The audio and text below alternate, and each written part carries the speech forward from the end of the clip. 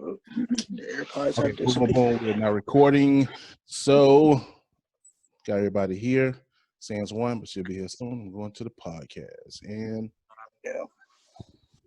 boom, boom, boom. This is Enigma September. This is the Enigma Sept Hour, episode 95. Special episode. Can't say it's my first time doing this. I've had a roundtable before years and years ago in the original Enigma Sept Hour. And it was weird because it was on telephone. I don't know how we played that. I did it because no one saw anyone, could not read faces at all. But we're going to do it now, thanks to Zoom. That's not an endorsement. Well, who I will endorse is the people that I have on this panel. In particular, my man G Maestro. This podcast will be in conjunction with Living Legends Entertainment. My man G Maestro, he is the catalyst, if you will, in regards to this coming together, a round table of discussing what? I know you guys probably want to figure out what we're talking about. Well, wait, hold up. First, I got my man G Maestro. Also, I got my girl Adrianne Bate of TiTi Talks in the building. And I got DJ Headphones. You guys should be familiar with all three of these guests because they already been on the podcast before. If not, go back and listen to my old podcast or my old episodes and get familiar. Also, too, you should have Dr. Lisa on the podcast on this episode a little later. I'm gonna give you guys a formal introduction first. I bet soon, but I want to get into the discussion of the podcast tonight. Of course, of the recent events of police brutality in this country and the aftermath with the protests around the world, as well as just the conversation that all of this has brought about. So also, too, going to give a breakdown a little later, but just want to get that in there. Also, too, just want to give a salute to everyone that's here. I appreciate you guys. Basically, what we're going to do to give you guys a format, once I give all the introductions and also introduce or give a review of what has been happening in the past, seemed like 2 days, but the past 14 days, 2 weeks. We're gonna each person on the panel is gonna give their reflections or thoughts regarding what's been happening in the past few weeks, and a couple of weeks rather, which is amazing when you think about it. And then we're gonna take a break, and then we're gonna come back, try to see if we can find some solutions, resolutions, see if we can talk some things out, you know what I'm saying, as far as or some commonplace, maybe some differences. And then we're gonna go into, if we get some people in here, see if they got any questions that we can, you know what I'm saying, spitball, figure out what we're trying to talk about, and then you can be out your ear. So you guys already know my podcasts are already long. Might get in trouble for saying the Enigma Sept Hour, post advertising. We'll try to keep it within that time period, but I know between me and Adrian, first of all, and then I know Micah is already a September Libra, so therefore I need to have talking about your real name. It's all love. It's all love. No doubt. So later. Right. Monday. Yeah. I gave a disclaimer last time. I ain't finna give a disclaimer. Y'all know I'm ignorant. All right, so I'm gonna get into it. First, you got my man G Maestro. Like I said, he's the CEO and heads of Living Legends Entertainment. He's also an artist and producer coming straight out of Tallahassee. And apparently, he's a twin, since everyone wanted to remind me that they taught him in school, him and his twin sister and his brother. My man's famous. Poor man out one time. Ain't nobody even holler at me when I had him on the podcast last time, but this time around, I taught him. That's my own student. I don't even know at this point. But yeah, my man G Maestro, shouts out to him. Y'all flowers off top. How about that? Because I got sound. Y'all man. I just noticed. Why is that not like in the podcast? What's that? Like the sound effects. I don't know. Because half the time I ain't have them stored in the little thingamajig I got over here. Yeah. I think okay. When I interview, I ain't know how to manipulate all of this. I think I interview over the phone. That's what it was. Okay. At least honest. Yeah. I'm coming up. True. We got DJ Headphones, your favorite trans DJ straight out of Tallahassee as well. My favorite September Libra DJ. I'm gonna keep mentioning that. Also does this thing over at Club 926, at least before COVID-19. Now like every other DJ just coming out of the bedroom, giving y'all these vibes, which should be open up soon because all the clubs are open. So I'm not gonna go spend $75 going to Top Flight. I know that much. All right, Mr. Matt. Not me. And then also too, we got Renaissance woman, Black Power woman. so many adjectives I can give this lady because she do any and everything. I got like about 18 things on here, and I don't even think that's everything she do. I think I may have got this incorrect because I always get physical therapists and occupational therapists mixed up, but I know she's one of them, so y'all figure it out. So for doula, I don't know if I said that wrong. Sorry, Erica Badu. She's owner of Hotep Hands LLC.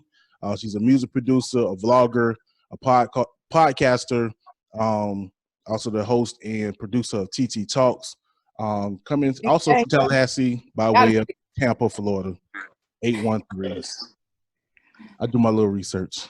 I love it, and I appreciate it. It's good to see you. It's good to see everybody. No doubt. Of course, we got Dr. Lisa. Hopefully, she'll be in here soon. She's an FSU professor of sociology. She has a Sociology of Hip Hop course over there. She's also the author of Sociology of Hip Hop Culture, and at least founder or operator or something with Submersive Sounds. She also do the Hip Hop Showcase here in Tallahassee. So and a splendid harpist. We can't leave that out. You're a harpist? You never heard Lisa play the harp? No. She is classically trained. I never knew that. She is bad on that harp, baby. Oh, we gonna have to find out. She used to actually play it sometimes during Tallahassee Nights Live. She would play it, but what? Learn something every day. We're gonna pull up one of these days. Listen, man, harps be like 200 pounds, man. It's hard to pull up with a harp. I saw a little pull up with no harp. Black lady on TikTok playing a little harp, and I'm like, yeah, she was getting it. Like, yeah, you pulling up with a big ass dolly. That's what you pulling up with. Think it's a little violin thing. That thing bigger than a room. Yeah, it's huge. It's huge. But she's at Jackson State now. She's in Mississippi. Okay, to my the little black girl song. I'm almost 40, so somebody 23 years old is a little girl to me now. Right. Okay. Listen, if you're under 30, you are younger than me. Oh yeah, already. I'm almost there. Cool. Youngin. Almost youngin. I'm almost there. That's okay. Yo, G Maestro over there like, I'm gonna shut up. Hey, don't say nothing. I love you had to say that. Them 28-year-olds is lit. That 25 to 29, they lit, man. G Maestro don't even know what it looked like for Bill Clinton to be in the presidential office. He ain't never seen that. 29, that's who out there. I heard stories. I heard stories, bro. G Maestro like, Bill Clinton can play the saxophone. Like, yeah. You ain't see that? You ain't stay up like that? He was like, he wasn't. I was 98, right? But he wasn't here yet. Right. You know what I was doing in 98? I was traveling Europe. Yo, I told y'all we're gonna be here all night. Let me Oh my God. Popo now. Ain't we supposed to be talking about the Popo? Well, yeah, first we're gonna get into the seriously. Show some respect for those. No, before I get into that, I forgot to mention the first song that I played after the intro of the podcast. I apologize to the podcast listeners. That was Tired by C Red, produced by Tony Dark. So shouts out to C Red, also coming out of Tallahassee. So I'm going to give this rundown of the victims that for the past week and week, almost 10 days, or actually no, take it back, months ago, because the first one happened in February.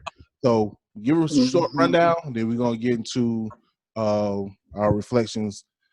So first, of course, was Ahmaud Arbery on February 23rd, 2020.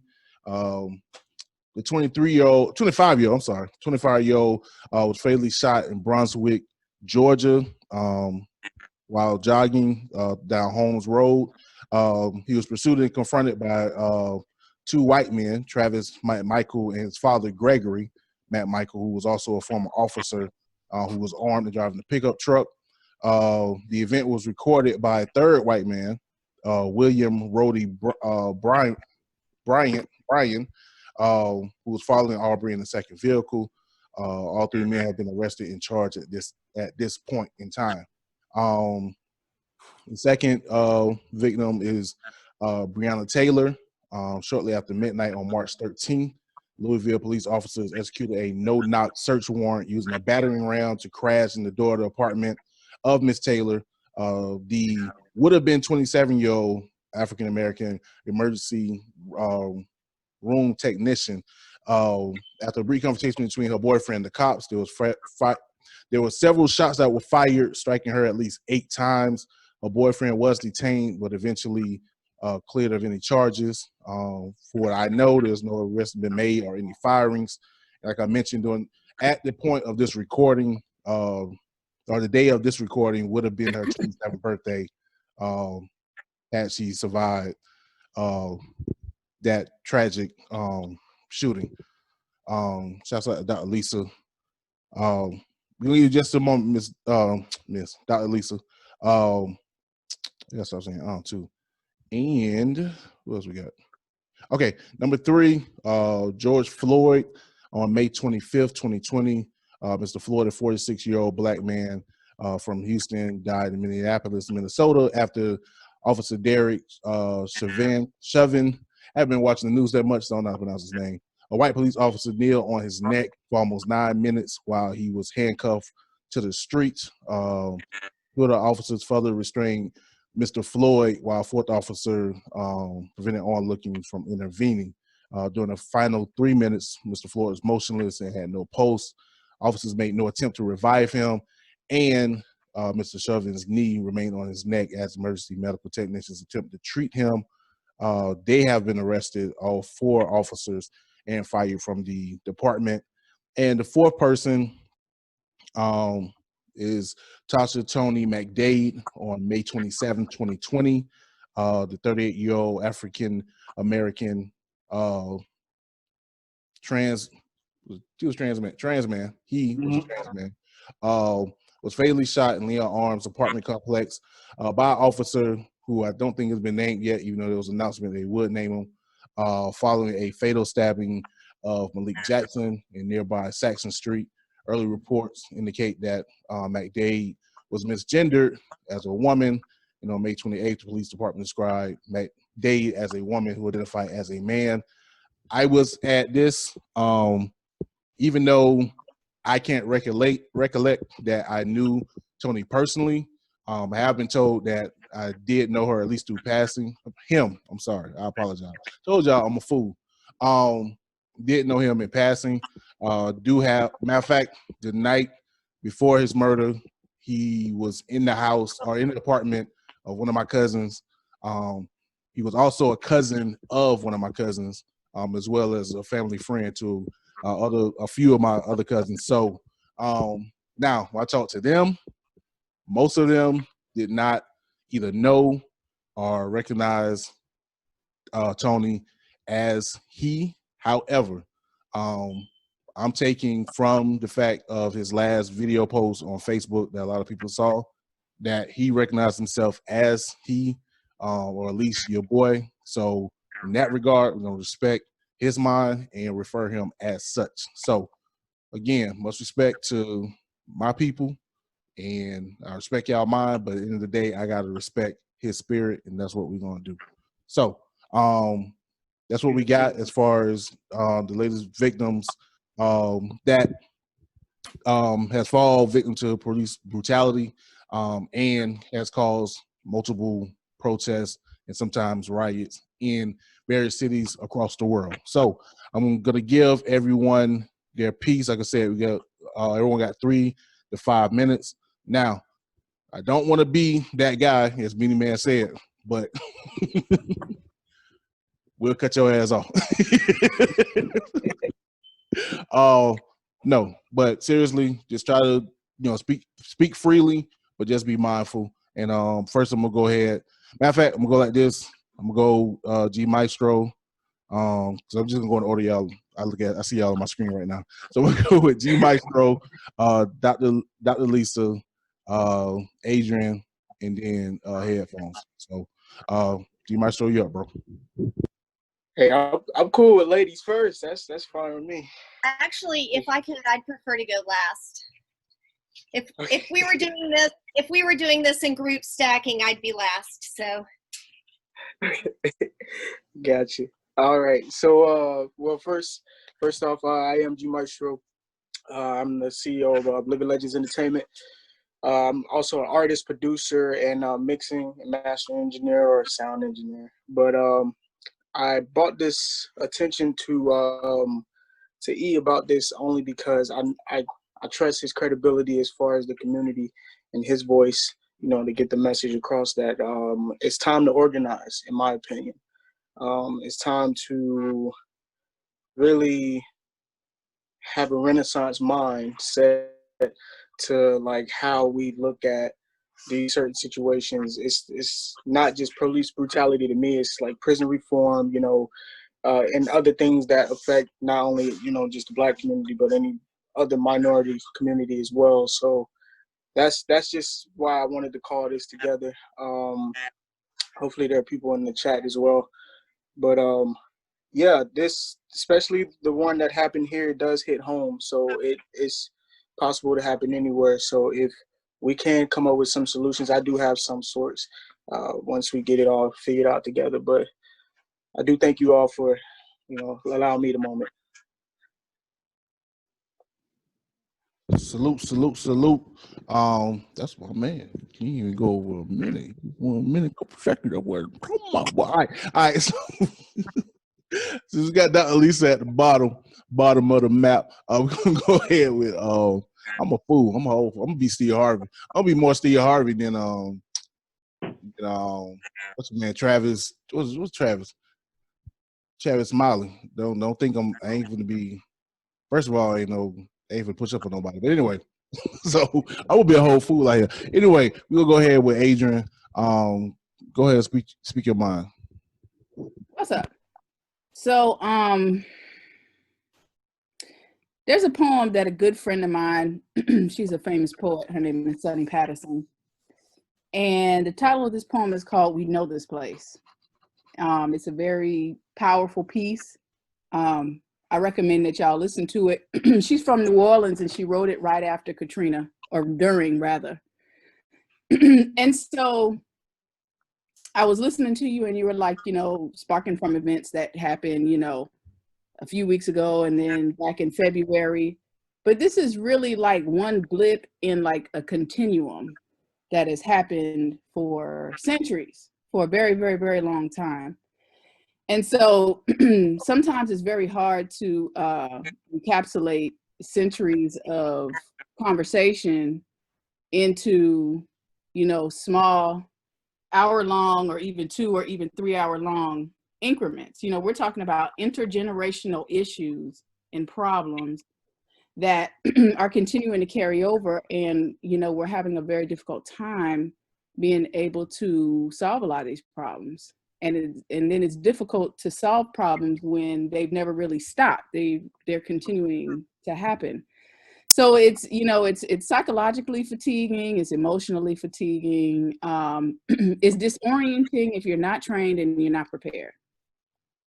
And the vast majority of us are not trained and not prepared. So I I've said a little bit, I've spoken, I've shared, some content, on my platform, but I've actually been a little bit quiet, mostly because I'm reflecting, I'm holding space for people who actually are, kind of on the front lines, directing finances towards assisting and getting, people bail money and sharing content. I have a friend of mine, she took her daughter to one of the protests in the Bronx yesterday, and the police, they were clearly there to escalate and agitate the situation. The people were peaceful. They didn't become agitated until the police got agitated, and they boxed them in and pepper sprayed them and blocked their movement right before curfew so that everybody could be out past curfew.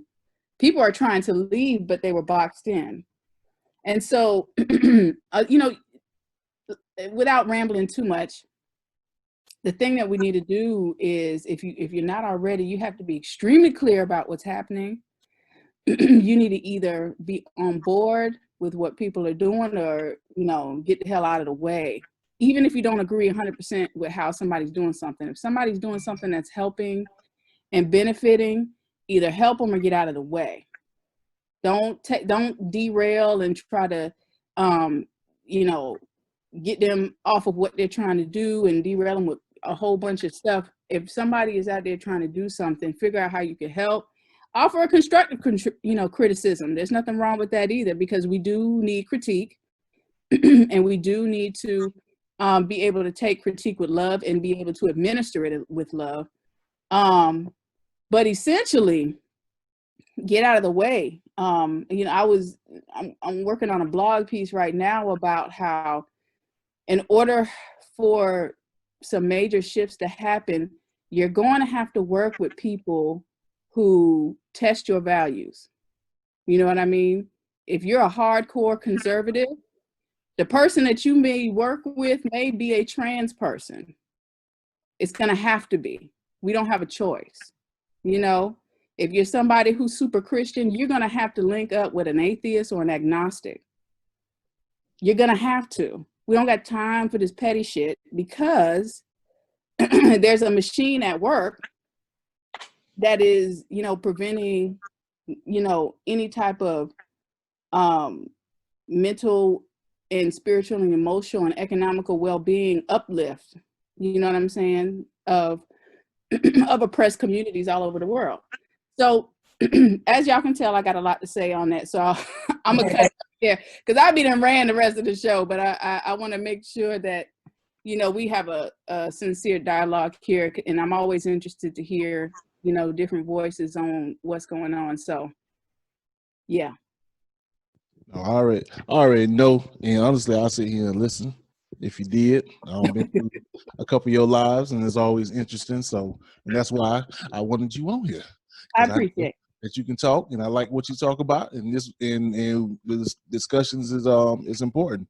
Now, also, I'm going to DJ Headphones. Also, hey, I ain't know if y'all saw my Libra swag. I got the same balance out. You know what I'm saying? Because I got two guys on here. I got two gals on here, and then I got somebody who done been on both worlds. You know what I'm saying? So it's the balance. That's what Libras do. It's what we do. Listen, all I'm saying is 2 puberty is a lot to go through. Okay. Hey, tell it. I'm just saying 2 puberty is a lot to go through. But we're gonna go ahead and give the flow to you. You know what I'm saying? Let people know what's good, what's going on, what it look like from your perspective. So first off, my name is DJ Headphones, or Micah, as you stated earlier. I am trans, and like being from Tallahassee and learning the fact that another trans person was killed here in my hometown hit different. And one of the reasons why it hit different is because my dad worked for TPD. So my perspective of the police has shifted a lot, because I grew up around them all the time. So it's like the stories that are coming to me now as an adult compared to what I lived when I was younger, completely different. and that in itself is a transition that I wasn't ready for. Even today, because I actually have been one of those people that have been out here protesting as well. And I've been at the Capitol for the last 3 days. Today, I was only up there until about maybe like 5 o'clock. And just to piggyback on what, you know, everybody else was saying, like when it comes to how they are with protesters, the whole time that we were up there, everything was peaceful. There was no honestly, like there was anger inside of people, but it wasn't anything that they were like lashing out to anyone. Like they weren't lashing out to anyone. And a lot of people had like really peaceful signs. Like their signs didn't say anything that was like rude, disrespectful, and or out of the way. A lot of people just literally had Black Lives Matter on their posters. Some people, like myself included, had like honk for peace or honk for justice. And I can't tell you how many times like people decided they wanted to flip us off or say white lives matter and like all this other stuff. I'm like, bro, like I don't know if you realize this, but we know that already. We know that. It's literally not only in history, but our history books.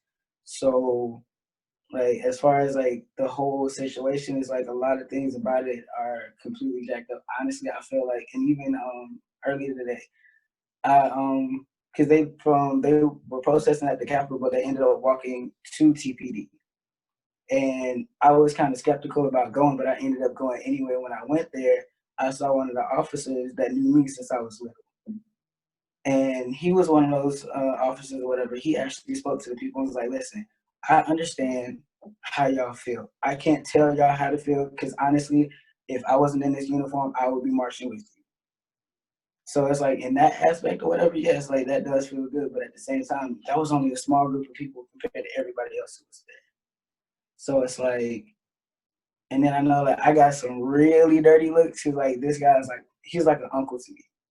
And I gave him a hug, like right in front of everybody. Still have my sign on me, still have my shirt on and everything. But like when people are angry, like sometimes peace ain't what people want. They want change. They just want change. It's like, you know, giving somebody a hug or like walking with you. Okay, that's cool. But the thing is like, okay, what are we going to do after this? Like, are we actually going to change something? Or is it like this is just for show?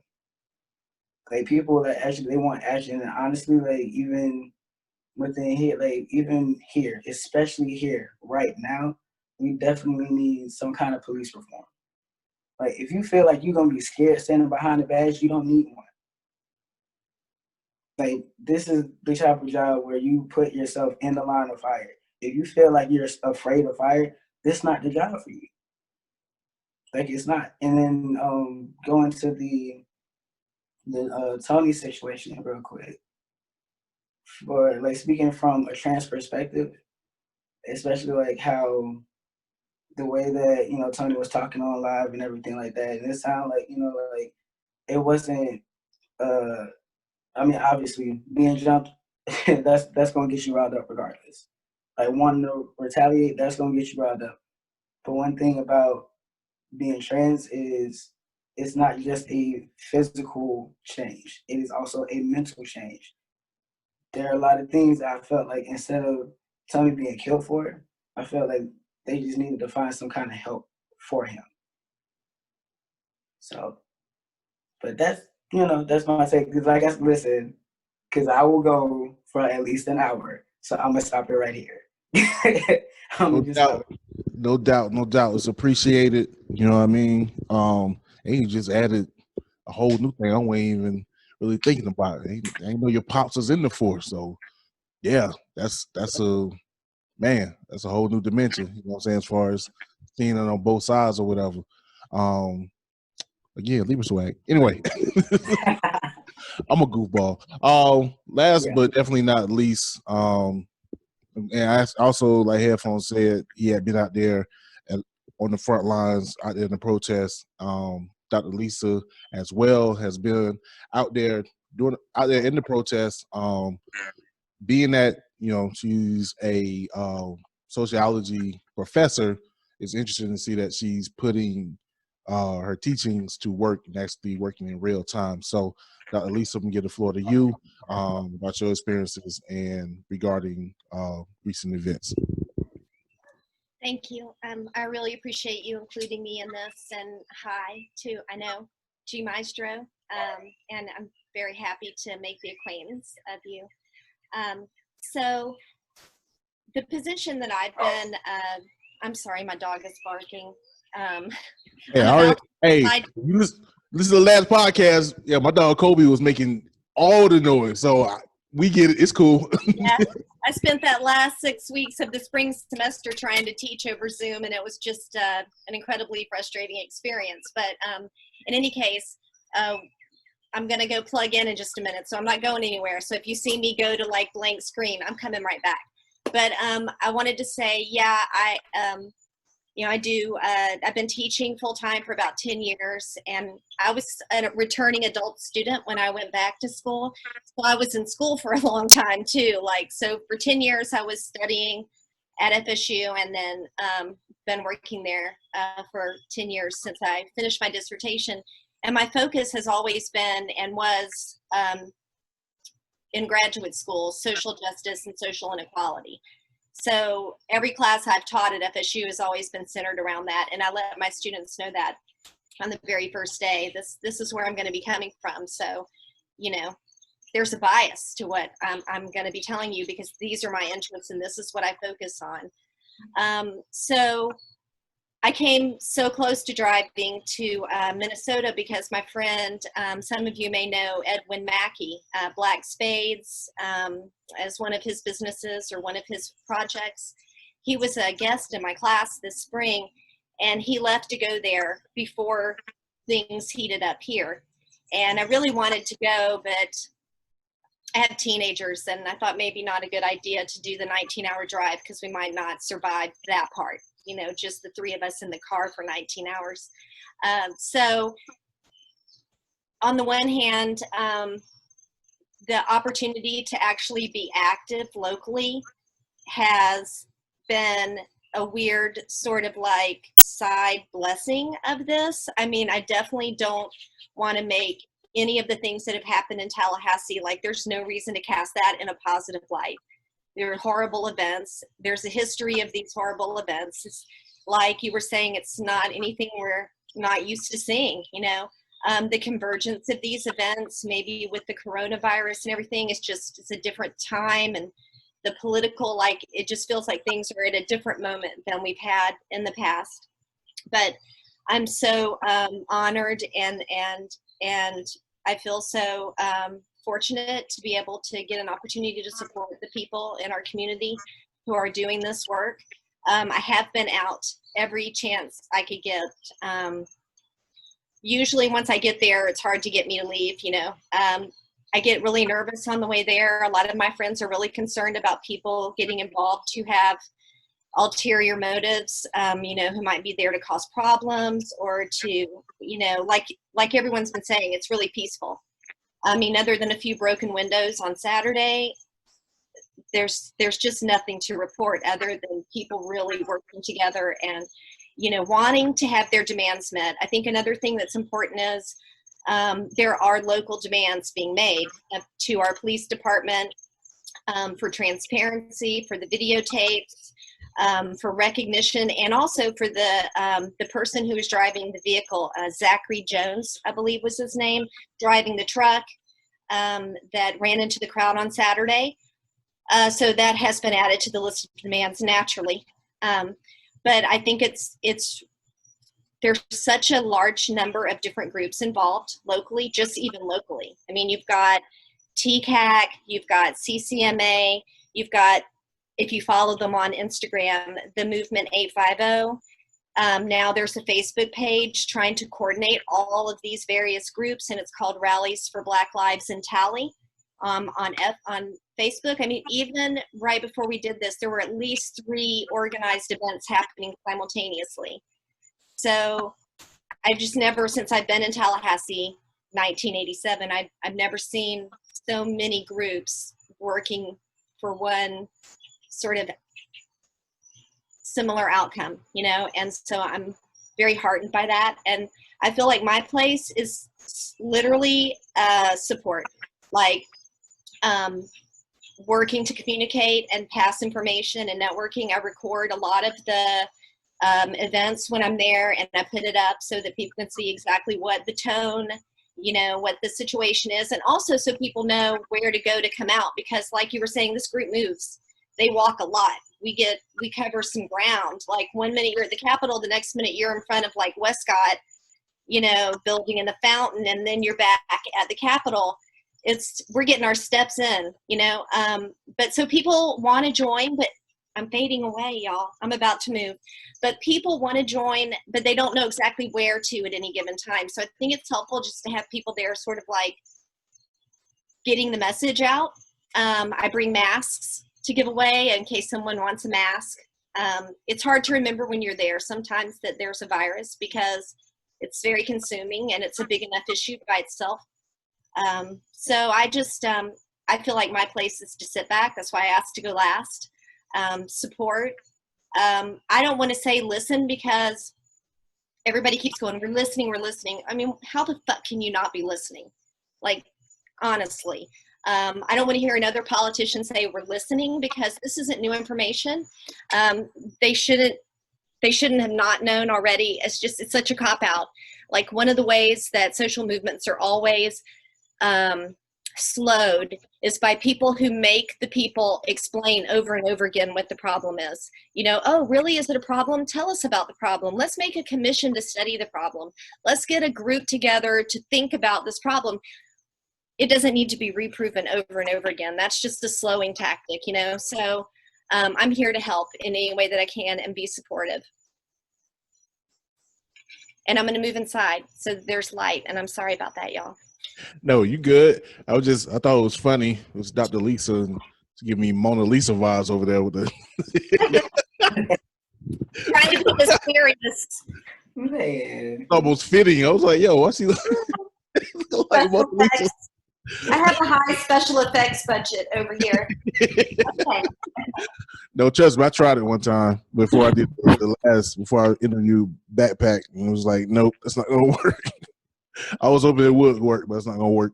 All right, we finna so now we got that, I won't say out of the way. That was great. Thank you guys for giving your experience and thoughts in regards to the past couple of weeks and what you guys have been doing and what you guys have been experiencing since then.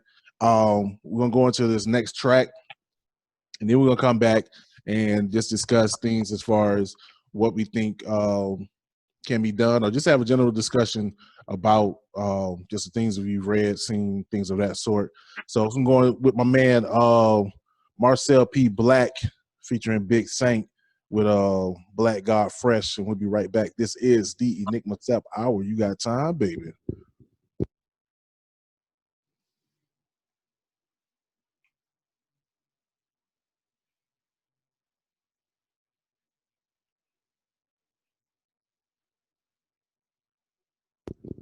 All right, boom, boom, boom. We back. It's your boy Enigma September. This is the Enigma Sept Hour special edition. Got this a roundtable discussion with 4 people that I admire greatly. And oddly enough, out of the at least out of the 3, it was first on my list, and I got them. Not at the park. So I really appreciate you guys. I feel kind of good right now. Better 4,000. What you got was Black God Fresh. What you just heard rather was Black God Fresh, Marcel P Black featuring Big Sant. Also, I forgot, produced by my bro Backpack Beatz, who's on the last episode. Just to reiterate, if you didn't know already, I got my girl, my woman. I ain't gonna say that because she's a grown woman. Got Adrianne Bate in the building of TiTi Talks. Got my man G Maestro in the building of I forgot the thing already. Living legends, because he is, because my man got every teacher in the county say, hey, that's my student. I got DJ Headphones in the building representing first of all representing himself, but also too, you know what I'm saying, for the trans DJ movement. That might be it. Hey, let's go. Might be on to something. And also, I got the esteemed Dr. Lisa of Sociology of Hip Hop right here on the podcast. Again, I appreciate each and every one of you guys. Now, granted, Dr. Lisa discussed doing when she was speaking in the last segment. It is interesting being that we're dealing with these protests and things of that sort during the COVID-19 outbreak. Was definitely adds another element of anxiety. And yeah, just because the whole world was shut down, and then all of a sudden, boom, you know what I'm saying, we break back out with these protests. Now, granted, also want to speak on the effect that the COVID-19 had with two of the earlier cases regarding Ahmaud Arbery and Breonna Taylor, because I definitely know with Ahmaud Arbery that, because some people ask, well, why are they just talking about it now, or why did they just start talking about it in May? I read that they initially wanted to jump on the case, at least for doing protests, back in March. But of course, that was when everyone was, quarantined. So it was difficult for the family to really try to get a movement going because of the COVID-19 outbreak and the quarantine. No, that was happening. And it wasn't until the country started opening up again that's when they were able to really kind of come out and, put it out there. And then, of course, with Breonna Taylor and George Taylor coming into the fold, just kind of escalated. That escalated quickly, didn't it? So I know it's not funny. I told you guys, Steve Harvey. I'm goofy. So with that being said, like, how have you guys been having to deal with? I know that Lisa said she was going out to these protests and passing out masks and stuff. How has the COVID-19 plus the protests, how has affect, what effect has it had with you considering going protesting, or if not protesting?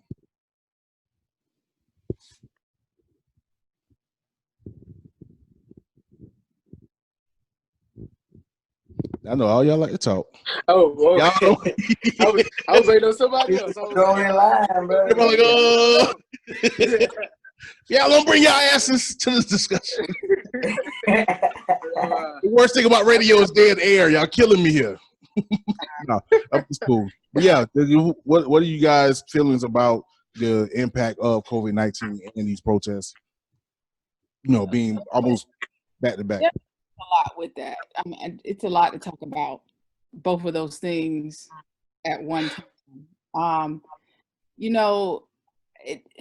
I'm not really a person that is into protesting like that. And although I support it, that's just not my lane. It's not my lane. I'll support it. I put money on the bill. I'll get supplies out to people. I've been sending all kinds of resources all over the place, because if you're not, just like I said, if you're gonna either support it to get out of the way. I don't really have optimism in terms of changing systems. I think it's a grand waste of energy. I'm more focused on creating a community. And it could be physical, it could be digital, because I have community that I've created in the digital space as well. People I've never met who we are connected, vibing, we've done business together. People I don't even know what they look like, I've done business with. So it's a very interesting time. I'm researching places to leave, or to at least have an alternative home in another place. I think people forget that you have options. You don't have to live here. The world is big. This is a big world. You don't have to live here, and I've been fortunate enough to have traveled quite a bit throughout this world. I have friends all over the world who are expats in different countries. Mm-hmm. And so there's times where I visited them. I visited people in, in Europe, in Spain. I visited people in South America, in Ghana, Nigeria, Rwanda, Uganda. I've been staying in people's homes, and there are places that I'm just like, you know what, it ain't perfect, but I can live here. Right. Yeah, okay, they may have some things going on with this and this, and the internet may not be as stable here or da, but guess what? I don't have to worry about a police pulling a gun on me. Right. For no reason, Have a gun if you're in the UK. So, and I'm focused on food security. I'm a big, because if these continue, which I'm anticipating that they will, I just saw an Amazon distribution center on fire in Los Angeles. You know what I'm saying? Imagine if we have a second wave of COVID-19 that affects truck drivers who have to move all over the place. Right.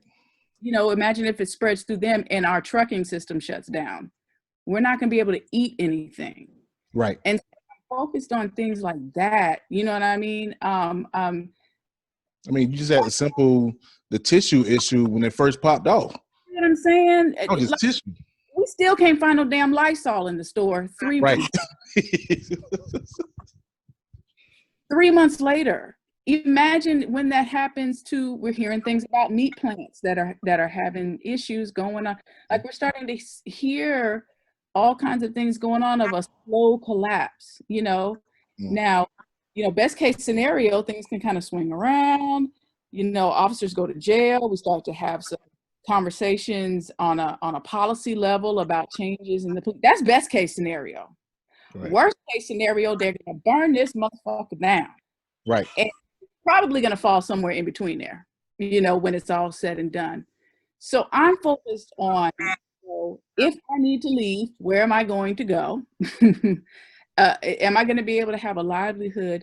And then at the same time, you have to educate people who are interested, in wanting to know this information. Because a lot of people now, for the people who have been doing this type of work for a long time, sometimes we get frustrated because there's people who are just popping into oh, wow, this is what y'all been talking about. And so now we got to kind of give people information, because if you start to overload people with information, it can affect them psychologically when they start to really understand systemically things that have kind of been going on for a long time. So you got to kind of feed things in slowly. So there's multiple things going on at the same time. You're trying to create space to help people while you're trying to secure yourself.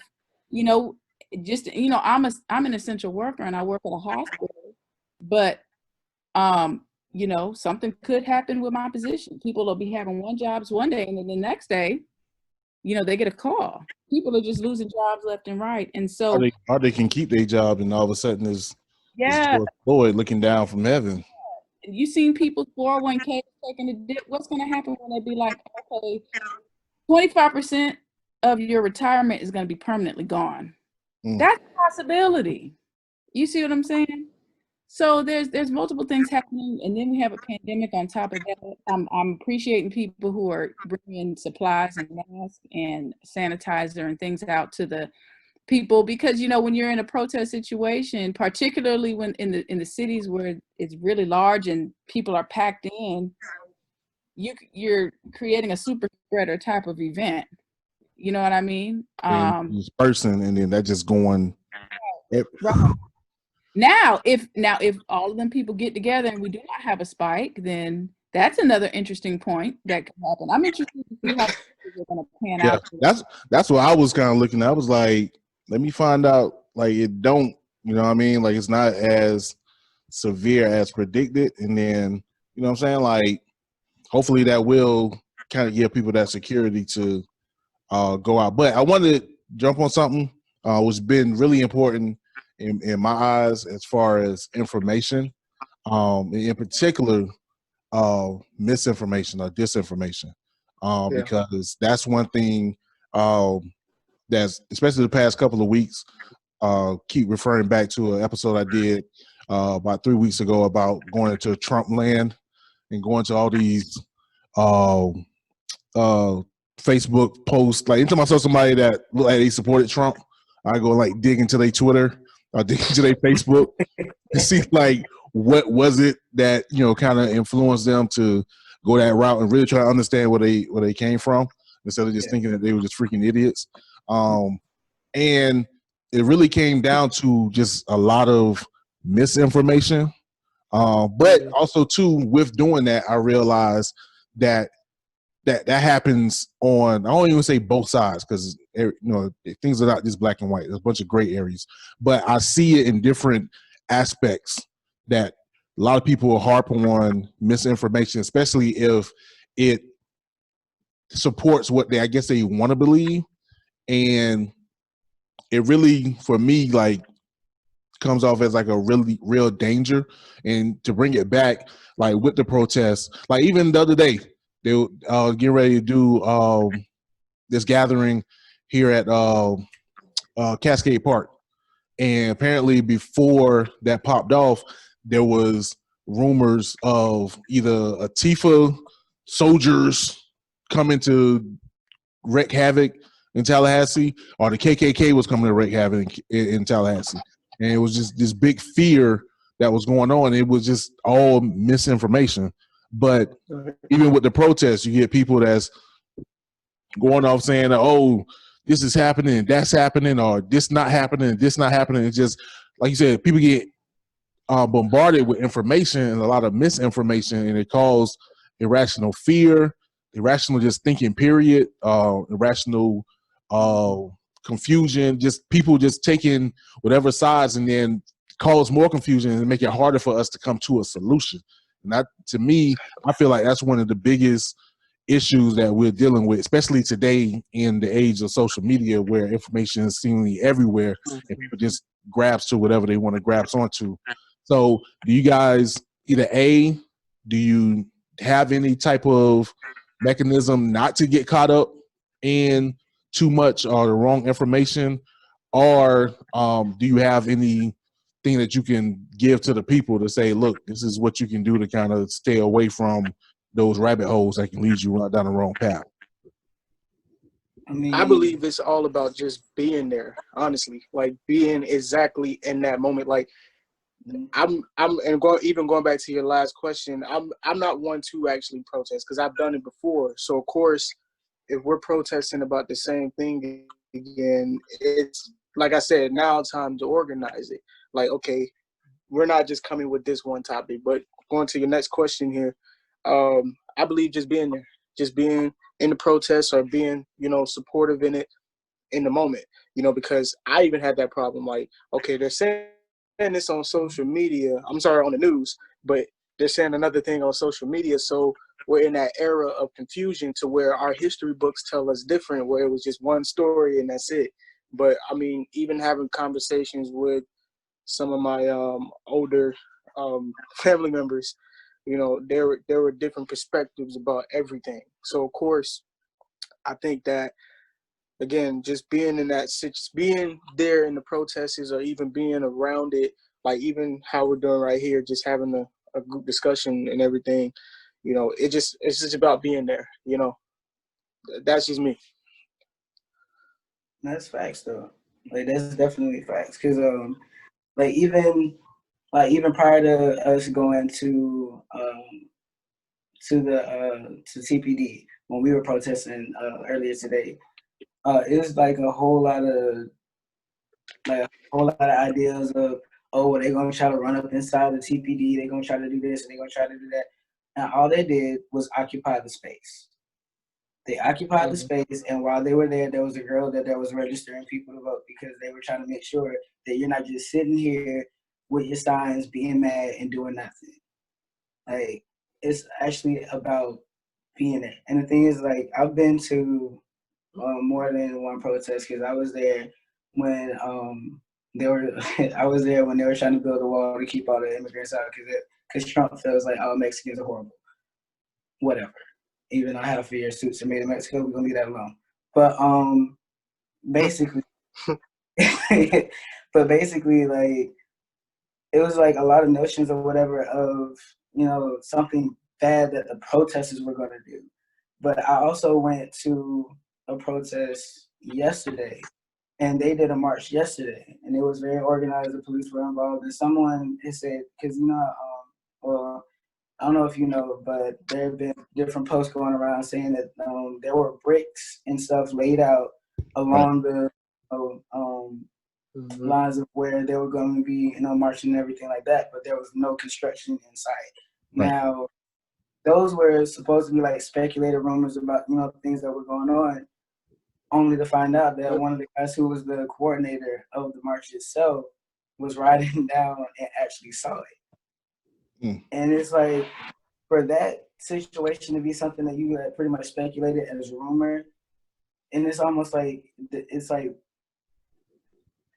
you're trying to be as peaceful as possible. But why try to excite a riot to make people look bad when they're trying to be peaceful, when all you keep asking for is for people to be peaceful during these protests? That to me, I think that's the point. The point is to make it look bad, so to discredit it. That's right. That's the that's best part about it is that they didn't touch nothing, and they even told them, like, listen, if you see something, if they irritate you or you get agitated by something, like, try to calm yourself down, whatever, figure something out. But the thing is, we are going to move without you. Right. If you get in something, whatever, you get into it by yourself, because that's not what we're here for. Like, but the thing is, the beautiful part about it is, because they marched from the Capitol, they went down Appalachia over to Magnolia, and they came up Tennessee Street and back up Monroe. And the numbers actually got slightly bigger, and it was peaceful the entire time. The only time it got rowdy was when they got back, because somebody decided to go fuck the police. But the thing is, but the thing is, even though it got rowdy, it wasn't rowdy in the way of a riot. It was rowdy as far as like people realizing, like, hey, we're out here trying to make a difference. This feels good or whatever, and we're doing it for a good cause. However, the police is the cause of it, so we just gonna blare this song, whatever. We're gonna wild out a little bit. But it wasn't one of those situations where everybody was just like doing the absolute most or whatever, like in the police's face, nothing like that. So it's like, as much as you wanted a riot, you didn't get it. Right. And that right there for me was the beautiful part of it. So, Lisa, being that you are a professor, you actually, your whole living is based on information and providing information. What's your take on, like I said, the rumors being spread and just people just not understanding what's going on either side? I think you always have to ask yourself who benefits. Like, if we look at most institutional issues, right, like privatization of prisons, inequality in education, especially in how schools are funded. When we look at all of those issues, a really great underlying question is who benefits from the system? Who benefits from disinformation? Who benefits from spreading fear? You can discourage protesters from coming out, and you can also turn the people who might be thinking about supporting against them. So it's all about controlling the narrative in that way. And then also, I just wanted to say about protesting versus not protesting. I mean, definitely being on the support side, I mean, there's so much, it takes so much to make these things happen. And it's very fatiguing for the people who are organizing these things, because it's not like you just turn it off when you go home. There's like a trauma, to the whole situation. And then there's the way that your family or your friends might be reacting to what you're doing. And then when you turn on the TV, it's there. So there's just like no escape from it. So people involved actively need support. And then there's just a lot of ways to help in the community. But social movement literature tells us, especially in studies of civil rights, the civil rights movement and things of that nature, that you have to have a bunch of things that are coming together at one time to actually get change from a social movement. You have to have the will of the people, like a majority of the people. You have to have political opportunity. And there's a third piece, and honestly, y'all, I didn't want to like Google it while we were like on here, and I haven't taught this in a long time, but there's like several different arms that have to kind of come together. And that's why some movements movements can have a lot of support, but there's no political opportunity, or things like to think about the environmental movement. There are a lot of people that feel really passionate about it, and the political community is sort of like, we don't really care. It's not going to help our bottom line. It's going to cost us money. Again, asking the question, who benefits, right? But I think that that's just one of the reasons why I feel like, for me, to the extent that I can be out there, is one, because so much disinformation does go around. And if I can witness it, I can witness. Second of all, if we keep it in the public eye, we keep it there, then maybe we can meet one of those arms that's required to come together to make this happen, pushing that political opportunity, keep pushing it and pushing it. I mean, there are people right now in Congress who've had these no chokehold law, legislation. They have legislation they've drafted across all kinds of these issues that we're dealing with that gets no support, doesn't get sponsorship, doesn't make a vote. Right now, there's a political opportunity when you even have just some people that are, rethinking their positions. So I just say, like, I'm a little bit of a conflict theorist. I'm a little bit sort of maybe extreme compared to some people. But I say push it. Make the world burn.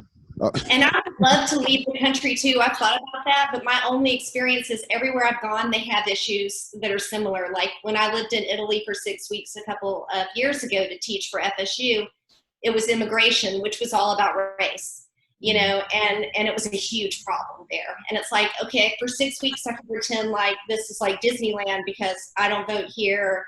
I don't understand what most people are saying to me. But you can't get away from it. And so, I mean, if you find that place, can you email me so I can join you there? I'm moving to Norway. I don't know what you're talking about. Me, Felicia, Mackenzie, we are going to Norway or Sweden. And that may seem kind of, yo, E, you want to move to Africa? Yes. I wouldn't mind moving. Qualify a warm place. But Norway got nice jails. That's what, if I happen to get in trouble, they're gonna give me a whole college dorm. I think I'm with that. Rent free. Yeah. Actually, funny thing about it, I had mentioned I went to Europe the same year that G Maestro was born, young man.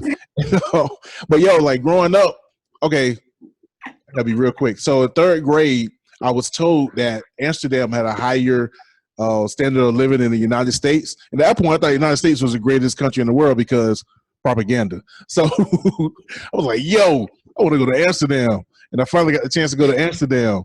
And I couldn't see Amsterdam because supposedly I had like a hip pointer trying to play soccer with my fellow trip people. And yeah, that was that. So sorry, Anne Frank. Matter of fact, take it back. I did go see Anne Frank house. So shouts out to me for that. Anyway, what we gonna do? Okay, we're gonna take another break, and then we're gonna come back and list any solutions that we may have regarding the recent events, and go ahead and do an outro. Let people know how they can get in contact with you guys in regards to the various things that you got going on. So this time, we give y'all a little bit more of a break. Got 2 tracks like I normally do. Got my man Tarif Knockout with Clarity. And then I was looking for a song. I was like, you know what? Tonight is my night, Playboy. Tell you some of me. Haters Gonna Hate by your boy, Enigma September, featuring Real Thorough. This is the Enigma Sept Hour. You got time, baby.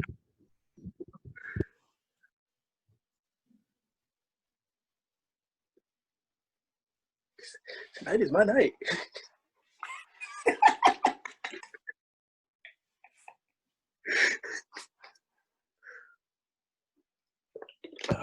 Boom, boom, boom. We back. This is your boy, Enigma September, and this is the Enigma Sept Hour. What you just heard was Tarif Knockout with Clarity and Haters Gonna Hate, your boy, Enigma September, featuring Real Thorough. So, yeah, go ahead. And we having a great discussion.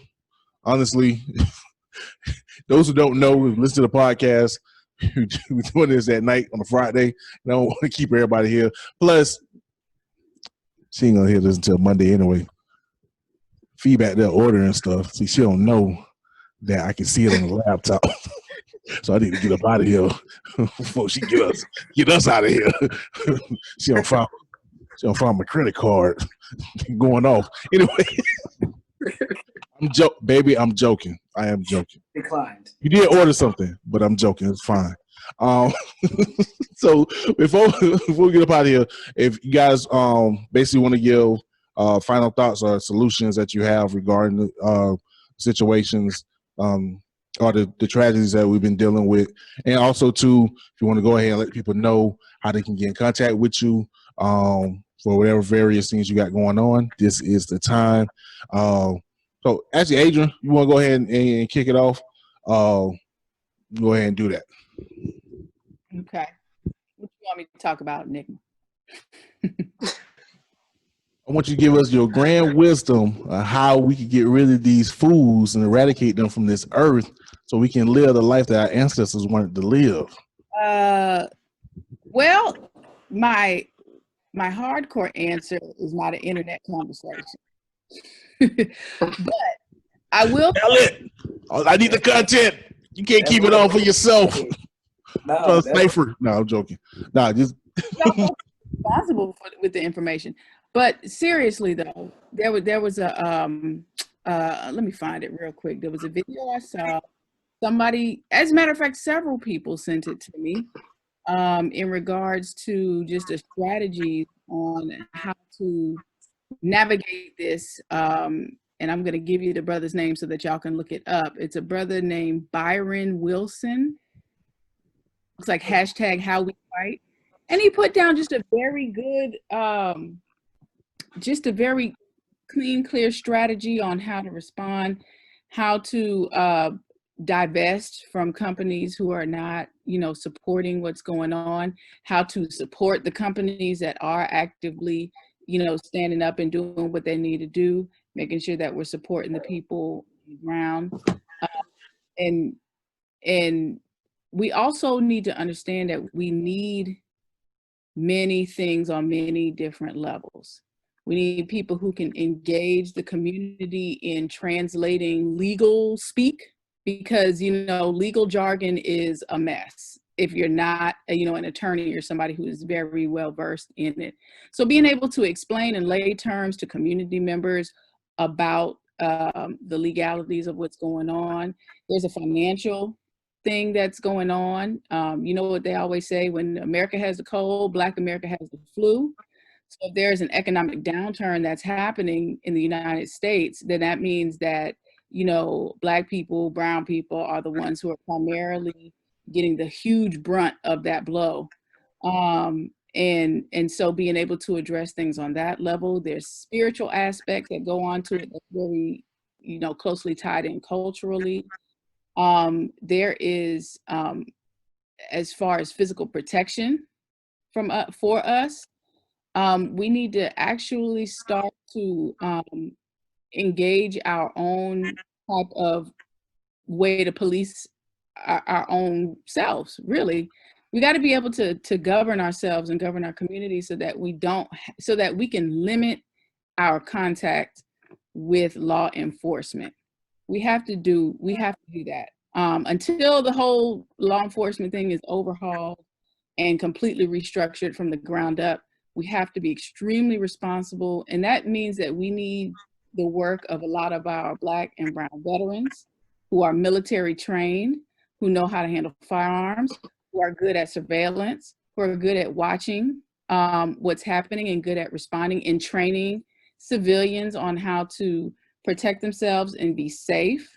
And so that, we can have a certain, when you keep getting hit, it makes you so vulnerable and you feel vulnerable all the time, and for a lot of people who are allies, who are coming into space, a lot of what we need for folks who are allies to do is to direct a lot of energy and conversation towards your family members, towards your neighbors, towards your community. We're okay. We just need space to be able to manage and do what we need to do. What we need to do is have you all right. address them with them. Like there's a group in social media called White Nonsense Roundup. And Hold on, wait. it's a group of white people who are allies, who are like, listen, Black people, communities of color are tired of explaining over and over and over. So they're like, if you see somebody on social media or in the street or somewhere, and they're like emotionally draining you for information, tag White Nonsense Roundup and we'll take it from there. That way you can go about it. You know what I'm saying? And it's a group of white people like, listen, let us handle these people so that you all can govern your communities and do what you need to do, because we're clear on systemically what's happening. And that's kind of what the biggest things you can do, start to look at yourself, even if you want to continue staying here and you know, because I love this place too. You know, I love this place, but it's a strange relationship. It's like being in a relationship with a man that you love who's abusive.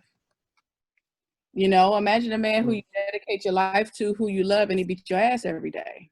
That's the dynamic and the strange relationship that we have with this, you know, with this land. And I encourage most Americans, because the vast majority of Americans, I'm understanding, have a very, very, very poor understanding and comprehension of exactly what happened and to, you know, to get to this point.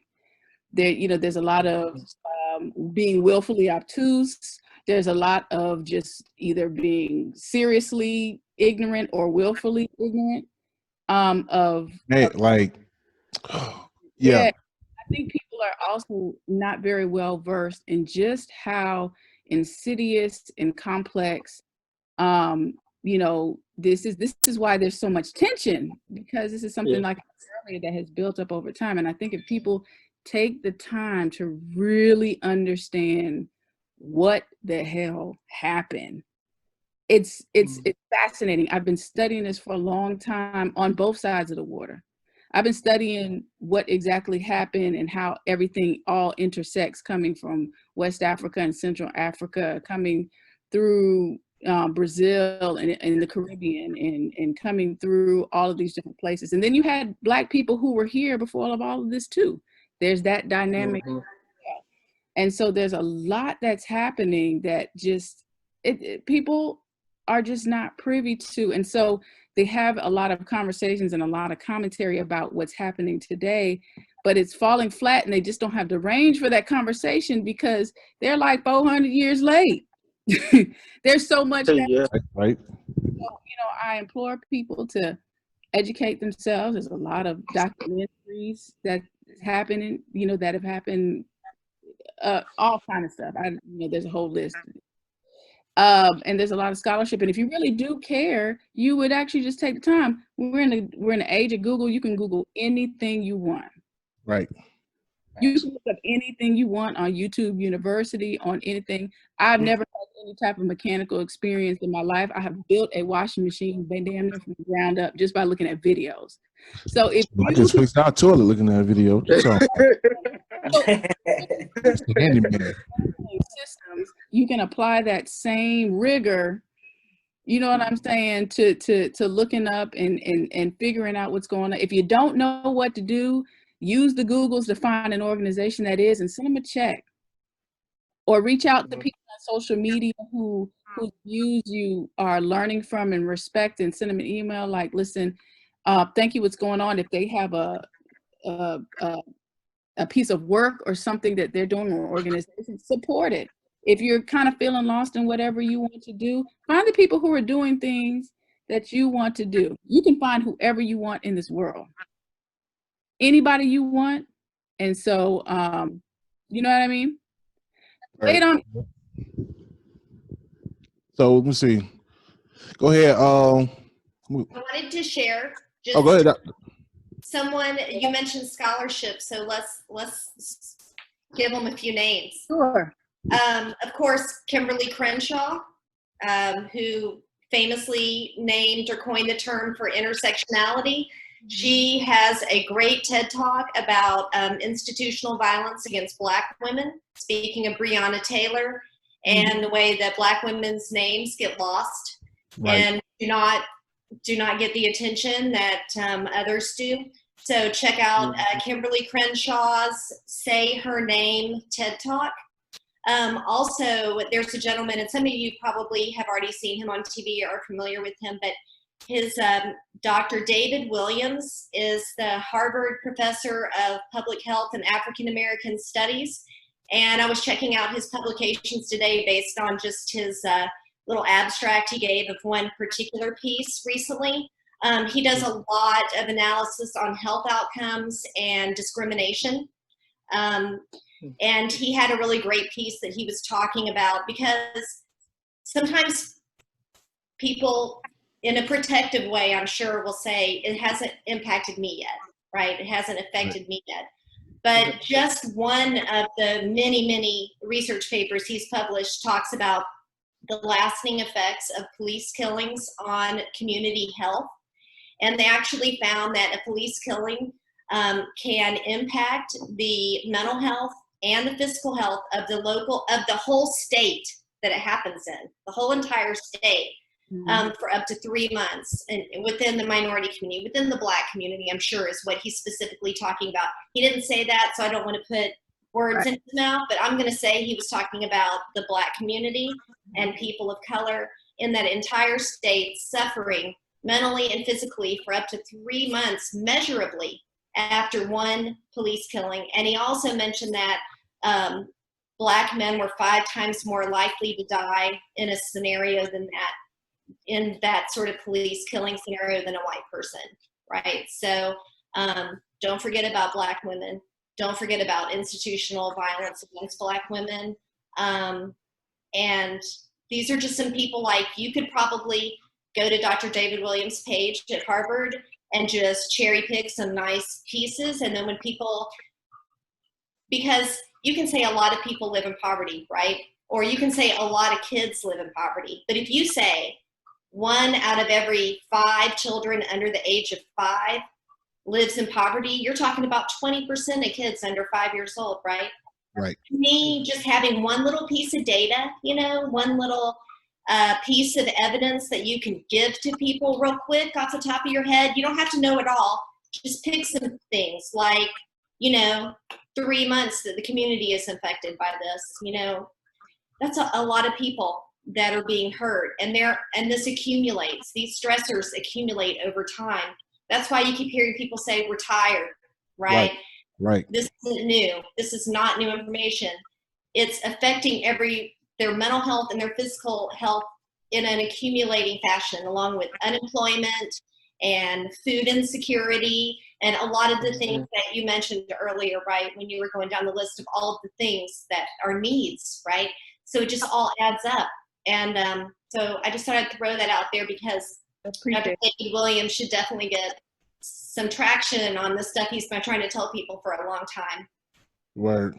Shout out to Dr. Lisa and the extra arm. I don't know how you did that bad, but it was wonderful. I was afraid.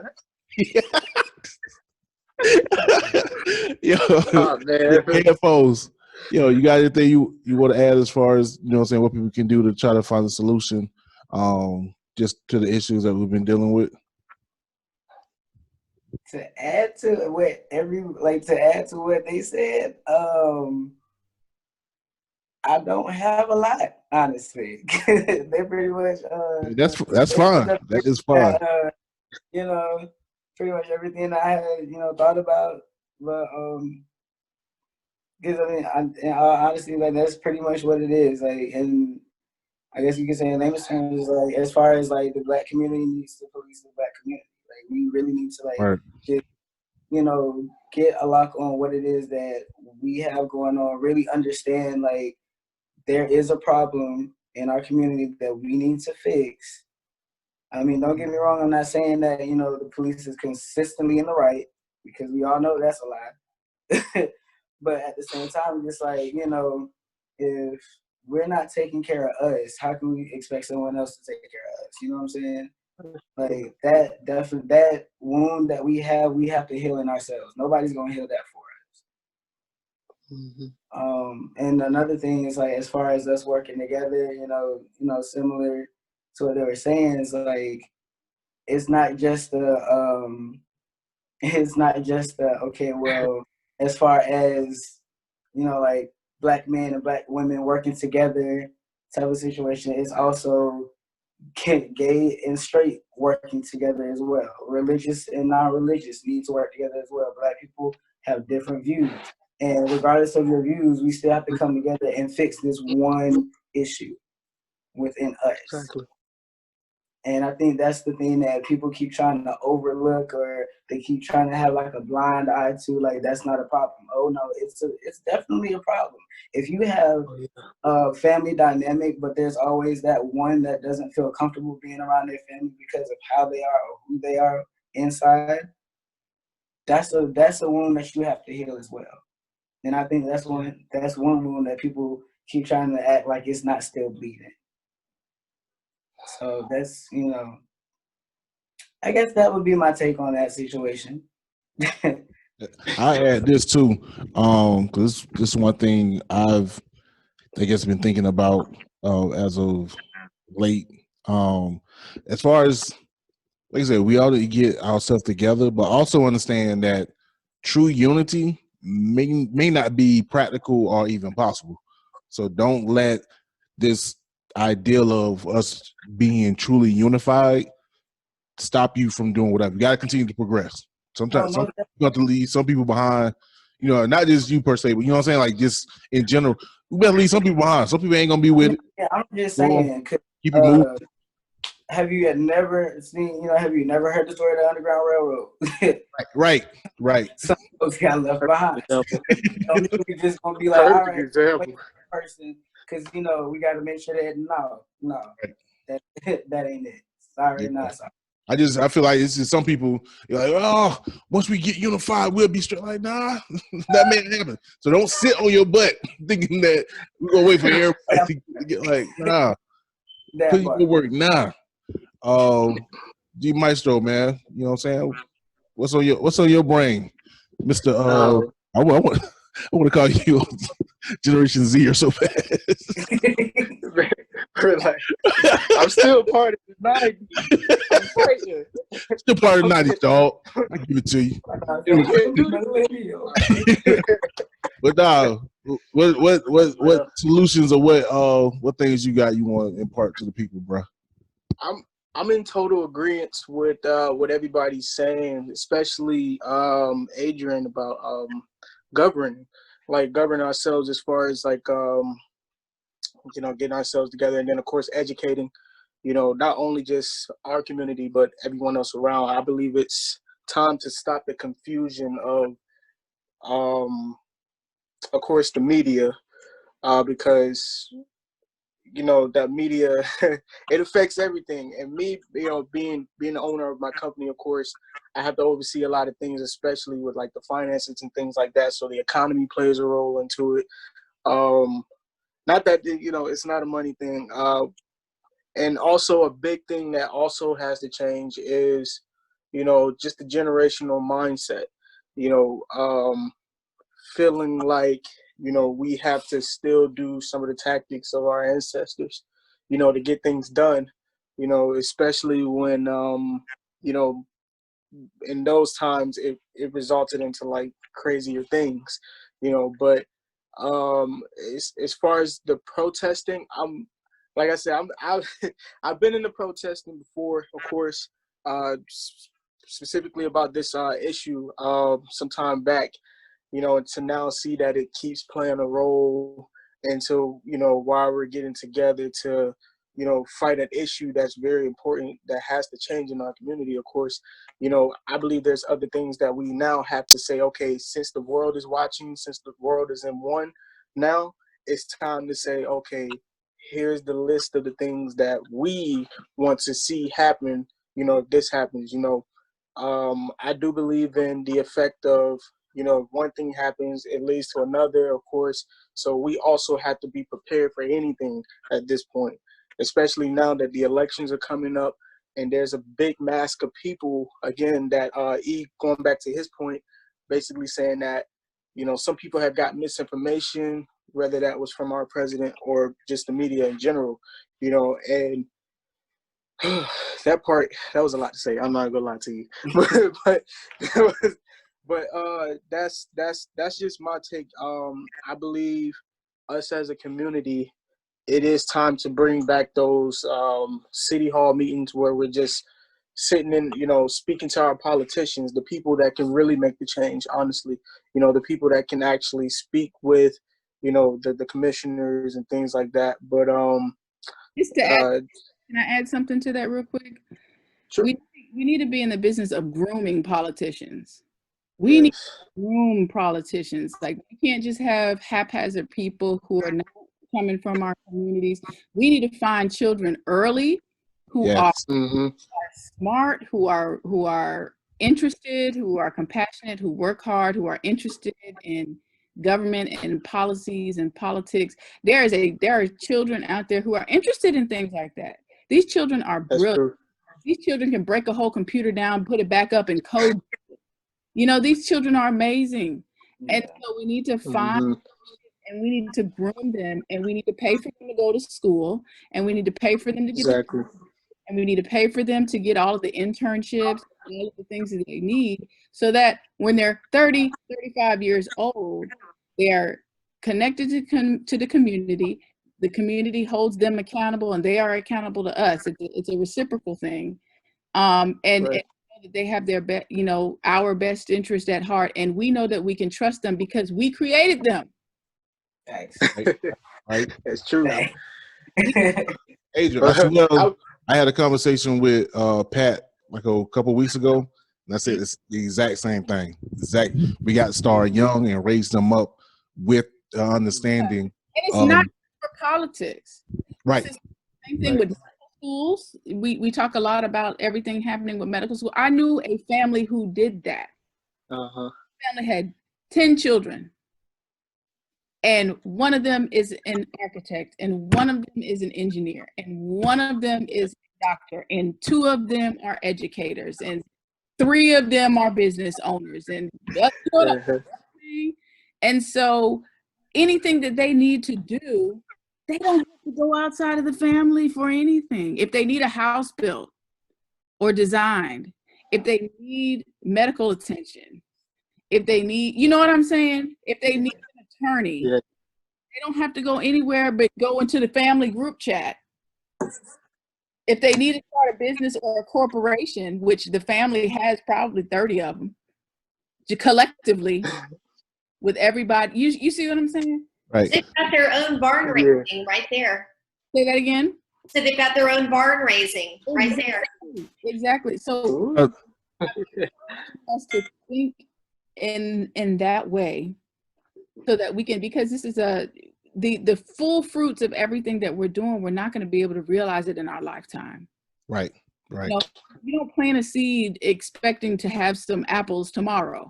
You plant a seed, and then it takes years for fruit trees to be able to develop. You know what I'm saying? And so that's the type of thing that we need to be thinking about.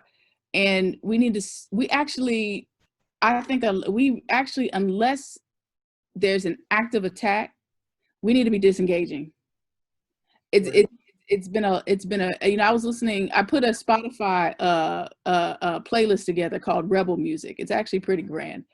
And while I was doing that, I put Malcolm X speeches in there. And so I went back and I was listening to them, and I'm like, my God, this was 50 some years ago, and we're having the same conversation. Right. Trying to without having the conversation and just start doing our own thing. You know what I mean? But have a way to protect ourselves while we're doing our own thing. My grandmother, who's still living, was born in Tulsa, Oklahoma. And everybody, hopefully is familiar with the Tulsa riots. Now, my grandmother had not been born yet, but her sister was. You see what I'm saying? So a lot of this stuff, we can touch it. Right. And we can touch these type of things. I can touch slavery. My other grandmother, she's still living. Her great-great-grandmother lived to be 113 years old. And so she was a slave as a young girl. So I can still touch it through my right. Who knew her great-great-grandmother who was 113 years old.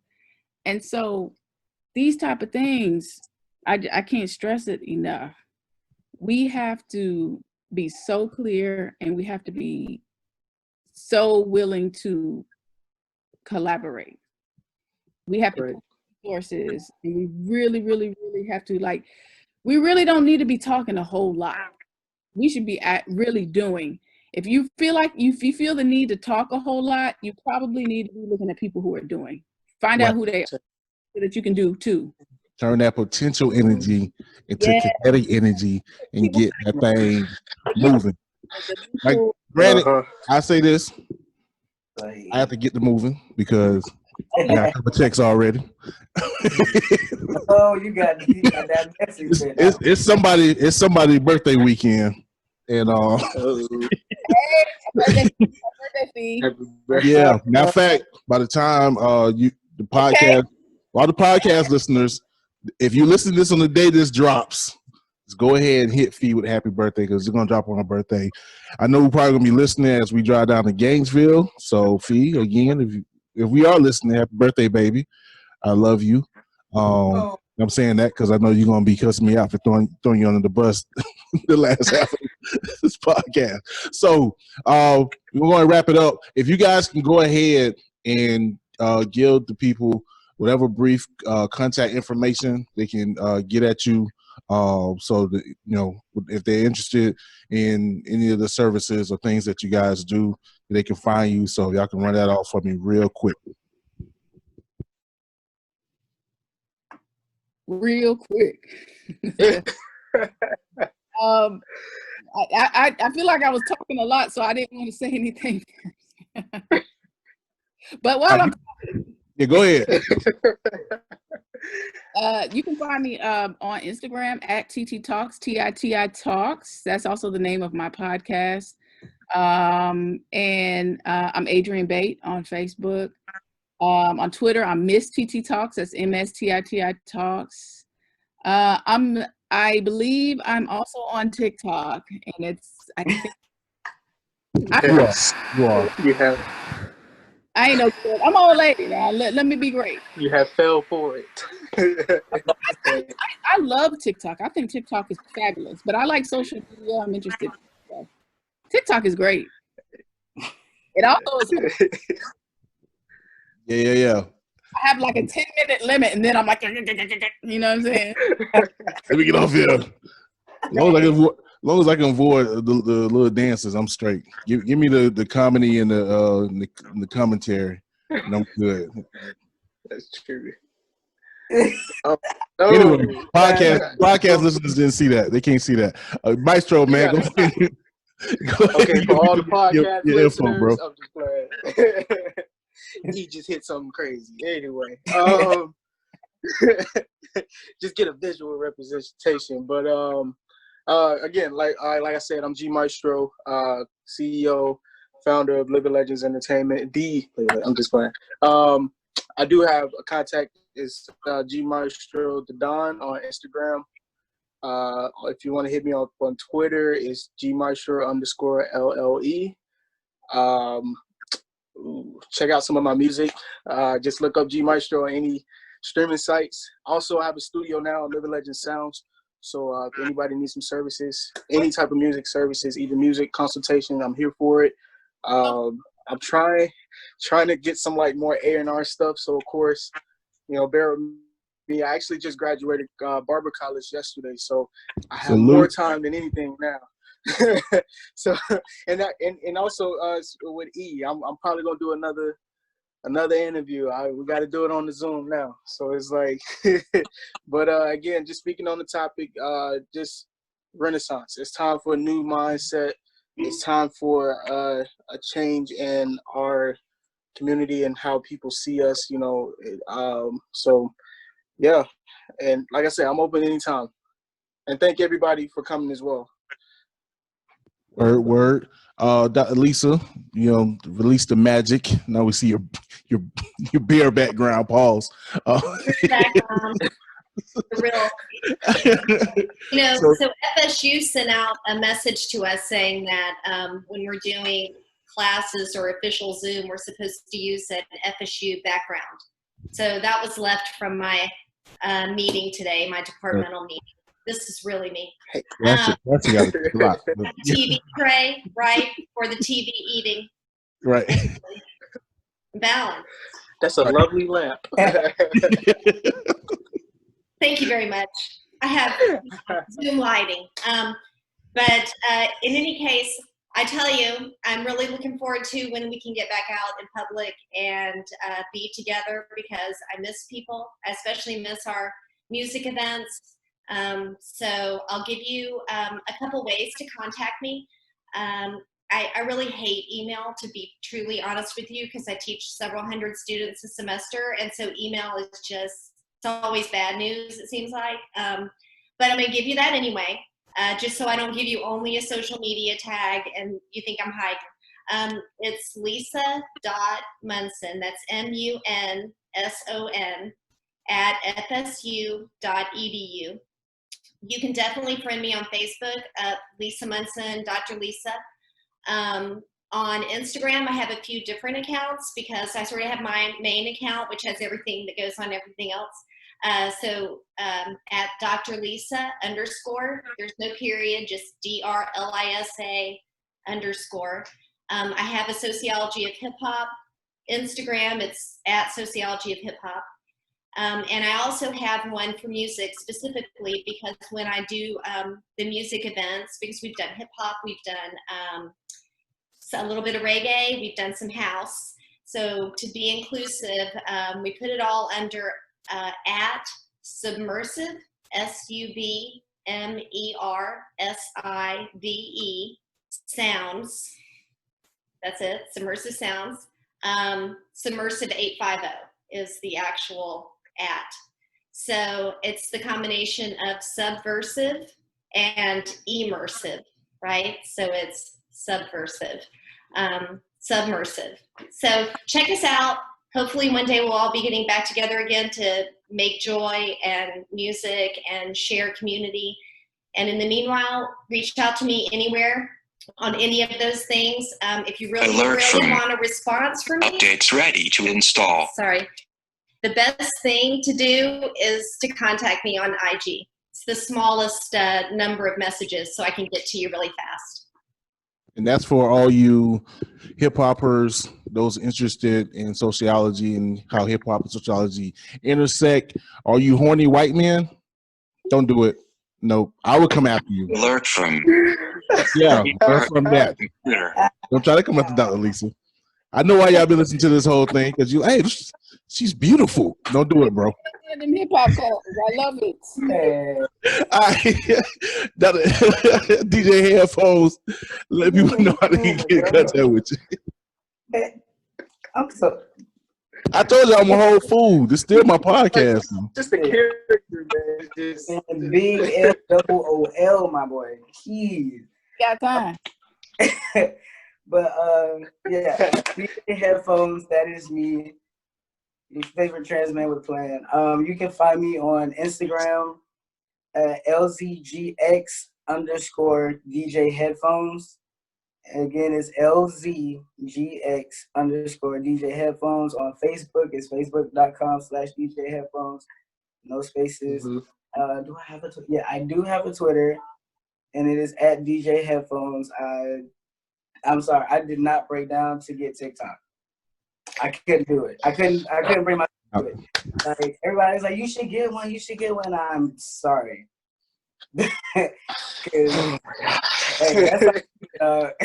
that's all you. Listen, hey, DJ Headphones. But that was it. Hey, DJ Headphones. Maybe we could do some work together. Maybe a showcase. So let's contact each other after to do some music stuff. Most definitely. Holla at me too, Lisa. Holla. everybody. Yo, matter of fact, I was gonna hit everybody up. Y'all put y'all contact in the Facebook joint. So I can put it at the bottom of the podcast. I'm following everybody after this, so yeah, you don't even have to look for me, because you'll see me following you. Right, just do. Everybody just do the info dump in that FB. Do that rattler thing. We're going to the SWAT. Anyway, do that info dump. Relax. Our Facebook Messenger, and we can all get each other information. Like I said, I can copy and paste it, put it at the bottom of the Facebook, because I'm not finna go and chase all y'all information like I did before the podcast. But before we get up out of here, again, thanks to any and everybody that's listening, any and everybody that's watching. If you're watching on YouTube, make sure to hit that subscribe button, the like button, leave a comment, especially with all of the things that we've discussed. Leave a comment, hit us up on Instagram or IG or Facebook or whatever, and let us know what you think if you didn't have a chance to say it here. And just express yourself, because I believe each and every one of us here wants to learn not just what we see, but other people's perspective, so we can get a better perspective of the world. Now, I say this in closing. And I believe Dr. Lisa mentioned it. Do not, please, do not forget Black women in the midst of all of this.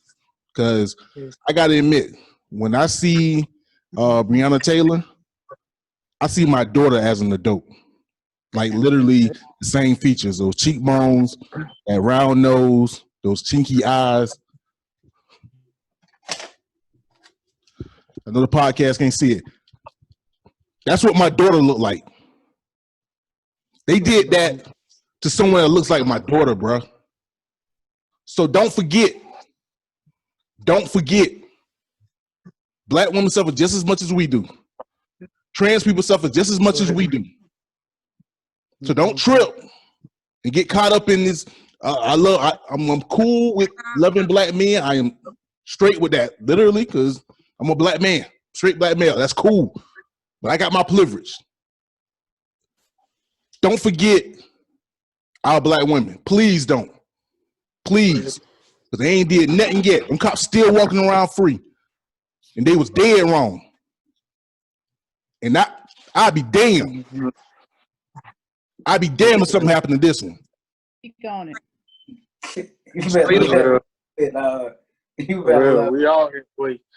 No doubt. So, anyway, shake the devil off. Shake it off. I'm about to say we got you.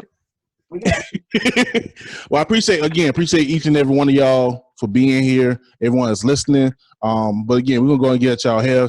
Pat, you kill me later. I know I'm getting more and more ambitious with this podcast, and you got to go edit it, bro. But hopefully the returns is coming through for you as far as the listenership. We're going to get up out of here. This is the Enigma Sept Hour. You got time, baby. Peace. Much love to you. Thanks, everybody. See y'all.